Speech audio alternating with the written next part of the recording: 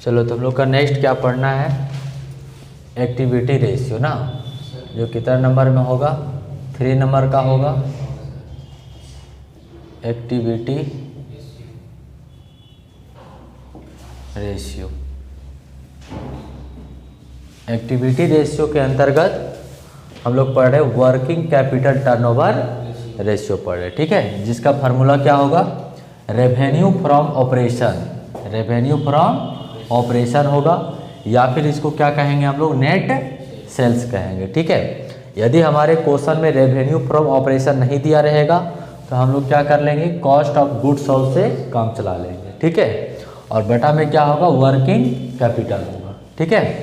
तो हम लोग पिछले वाले क्लास में ये भी देखे हुए थे कि रेवेन्यू फ्रॉम ऑपरेशन कैसे निकलेगा या फिर कॉस्ट ऑफ गुड्स सोल्ड कैसे निकलेगा, ठीक है। हम लोग क्वेश्चन साथ में बनाएंगे और साथ में ये भी देख लेंगे कि रेवेन्यू फ्रॉम ऑपरेशन कैसे फाइंड आउट होगा। अगर दिया रहेगा तो ठीक है, और नहीं दिया रहेगा तो निकालना भी सीख लेंगे साथ में, और कॉस्ट ऑफ गुड्स सोल्ड भी कैसे निकालेंगे वो भी देख लेंगे, ठीक है। चलिए तो क्वेश्चन नंबर कितना से स्टार्ट होगा वर्किंग कैपिटल टर्नओवर रेशियो का, क्वेश्चन नंबर 39 से स्टार्ट होगा, ठीक है। चलो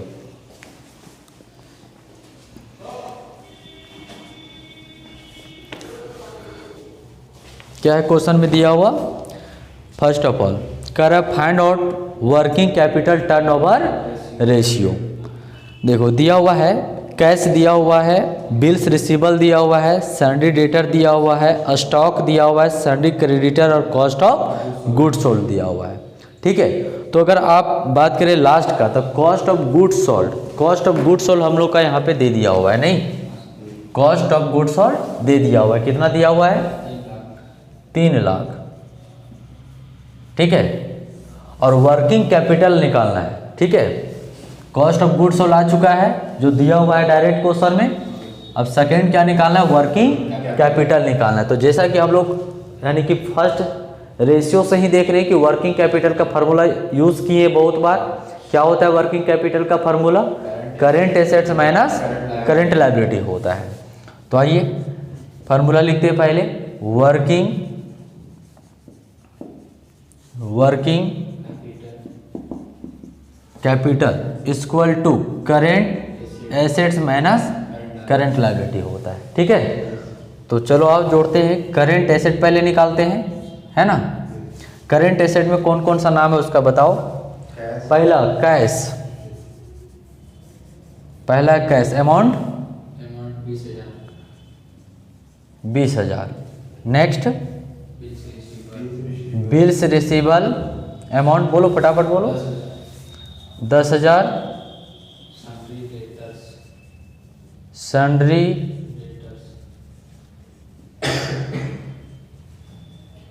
डेटर अमाउंट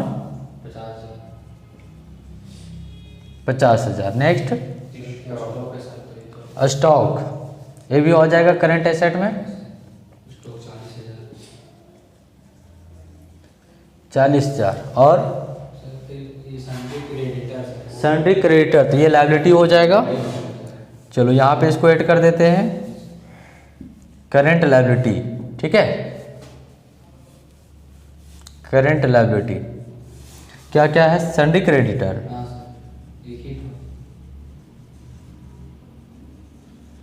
सन्ड्री क्रेडिटर कितना है, 60,000, ठीक है। सिर्फ एक ही अमाउंट दिया हुआ है। चलो इसको ऐड कर लेते हैं, कितना आएगा देखो,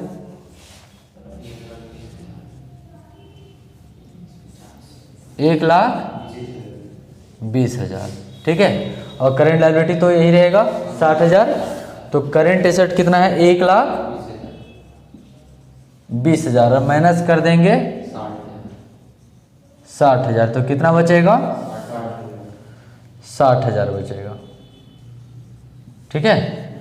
और यहाँ पे आ जाएगा वर्किंग कैपिटल बराबर 60,000, दोनों को डिवाइड कर देंगे, 3 0 1 0 और 6 बचे 30, 5 टाइम्स आ गया, ठीक है। एक क्वेश्चन आ गया। चलो बनाओ, क्वेश्चन नंबर कितना था, 39। नेक्स्ट क्वेश्चन बनाते हैं, लिख लो इसका, पिक करो, है मोबाइल करो, हो गया। चलिए अब हम लोग नेक्स्ट क्वेश्चन पढ़ते हैं, और नेक्स्ट क्वेश्चन है क्वेश्चन नंबर 40। ठीक है, ध्यान रखना इसमें, यहाँ पर भी है calculate working capital turnover ratio from the following information. ठीक है, रेवेन्यू फ्रॉम ऑपरेशन है ना, ध्यान से देखना, रेवेन्यू फ्रॉम ऑपरेशन है 5 लाख, ग्रॉस प्रॉफिट भी दिया हुआ है 25%। ठीक है, तो ध्यान रखना, देखो रेवेन्यू फ्रॉम ऑपरेशन दिया हुआ था, तभी हम क्या बता रहे थे कि देखो यदि रेवेन्यू फ्रॉम ऑपरेशन दिया हुआ है तो हमारे पास वही इन्फॉर्मेशन, उससे हम काम लिख के बना सकते थे, लेकिन साथ में क्या दिया हुआ है, ग्रॉस प्रॉफिट भी दिया 25%। इसका मतलब इसका भी हम लोग वर्क करेंगे, इसका भी काम करेंगे। ठीक है, तो यानी हम लोग को कॉस्ट ऑफ गुड्स सोल्ड से ही लेकर बनाना पड़ेगा। ठीक है, ग्रॉस प्रॉफिट को हम लोग माइनस कर देंगे रेवेन्यू फ्रॉम ऑपरेशन में, तो क्या निकल के आएगा, कॉस्ट ऑफ गुड्स सोल्ड निकल के आएगा। ठीक है, ये हम लोग पिछले क्लास में देखे हुए हैं। चलिए, तो आगे क्या है, ट्रेड डेटर है, स्टॉक है, बिल्स रिसीवेबल है, ट्रेड क्रेडिटर है, बिल्स पेबल, यानी करंट एसेट का पार्ट दिया हुआ है, करंट लायबिलिटी का पार्ट दिया हुआ है, दोनों को हम लोग जोड़ेंगे और माइनस कर देंगे, क्या निकलेगा, वर्किंग कैपिटल। सेम प्रोसेस होगा। चलो फटाफट बताओ, इसको सेम फार्मूला रहेगा यहाँ पे, सिर्फ इसको हटा देते हैं।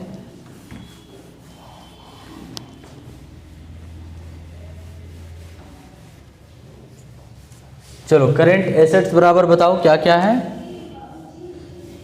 बोलो फटाफट। Trade debtor amount 1,25,000, stock 90,000,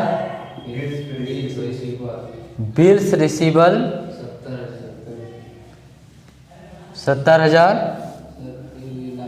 liability दिया हुआ है ना। चलो लायबिलिटी को यहाँ ले लेते हैं, करंट लायबिलिटी ना, ट्रेड क्रेडिटर बोलो 67,500। नेक्स्ट बोलो, बिल्स पेबल 30,000 ऐड कर देते हैं, 500, 7, 6 और 3 9, इसको ऐड करेंगे, 3 0 5, 9 और 2 11, 11 और 7 18 का 8, हाथ में 1, 1 और 1 2, 2,85,000। 2,85,000 में 2,85,000 में माइनस करेंगे 97,500, तो कितना बचेगा जी, देखिए माइनस करेंगे तो 500, 10 में 5 तो 5, यहाँ पे कितना 4 बचा, 14 में 7 तो 7, और यहाँ पे बचा कितना 7, यानी 17 में 9 तो 8, और यहाँ पे 1,87,500 बच गया। ठीक है, ये हम लोग को क्या आ गया, वर्किंग कैपिटल आ गया। अब हम लोग को निकालना है, जैसा कि 2 इन्फॉर्मेशन है, रेवेन्यू फ्रॉम ऑपरेशन दिया हुआ है और साथ में ग्रॉस प्रॉफिट 25% दिया हुआ है। ठीक है, यानी दोनों का भी वर्क करना है, तो कॉस्ट ऑफ गुड्स सोल्ड निकालना पड़ेगा। नहीं तो निकालो, कॉस्ट ऑफ गुड्स सोल्ड ये निकालना है हम लोग का। तो क्या करेंगे, सेल्स में क्या करेंगे, नेट सेल्स में,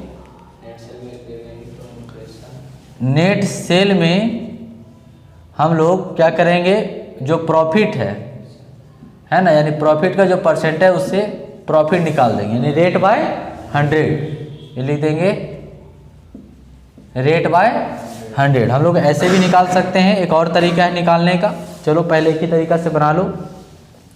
तो नेट सेल कितना दिया हुआ है, 5 लाख दिया हुआ है। ठीक है, और प्रॉफिट कितना है 25%, ये 2 0 कट जाएगा और ये इंटू कर देंगे तो 25 बचे 125, यानी 1,25,000 आ गया। ठीक है, तो यदि हम लोग, अच्छा ये तो हम लोग का एक तरह से क्या आ गया, कॉस्ट ऑफ गुड्स सोल्ड नहीं आया, एक तरह से ये प्रॉफिट आ गया। ठीक है, ये क्या आ गया, प्रॉफिट आ गया। ठीक है। अब हम लोग अगर निकालना चाहेंगे कॉस्ट ऑफ गुड्स सोल्ड निकालना चाहेंगे तो सिंपल है, रेवेन्यू फ्रॉम ऑपरेशन में मतलब नेट सेल में माइनस कर देंगे क्या, ग्रॉस प्रॉफिट, तो आ जाएगा कॉस्ट ऑफ गुड्स सोल्ड। तो नेट सेल कितना है 5 लाख, ठीक है, और ग्रॉस प्रॉफिट कितना है 1,25,000, माइनस कर देंगे कितना बचेगा 3,75,000, इतना आ गया। तो दोनों अमाउंट आ चुका है, कॉस्ट ऑफ गुड्स सोल्ड भी आ चुका हुआ है और वर्किंग कैपिटल भी आ चुका हुआ है, ठीक है। चलो यहाँ वैल्यू पुट कर दो, 3,75,000 और वर्किंग कैपिटल 1,87,500। इसको पूरा डिवाइड करेंगे तो कितना आना चाहिए, 2 टाइम्स आना चाहिए, ठीक है। इसको पूरा डिवाइड करेंगे तो कितना आएगा, 2 टाइम्स आएगा, ठीक है। चलो यही हम लोग का आंसर है, ठीक है। चलो